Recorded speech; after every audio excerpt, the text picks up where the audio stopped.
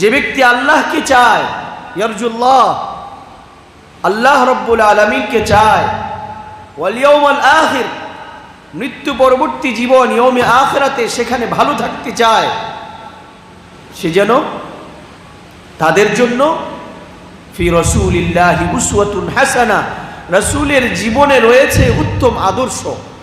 আমি একজন আলেম হিসেবে একজন সাধারণ মানুষের সাথে যখন কথা বলবো, রাসূল সাল্লাল্লাহু আলাইহি ওয়াসাল্লাম সাহাবায়ে কেরামের সাথে কিভাবে কথা বলেছেন সেটা আমাকে লক্ষ্য করতে হবে।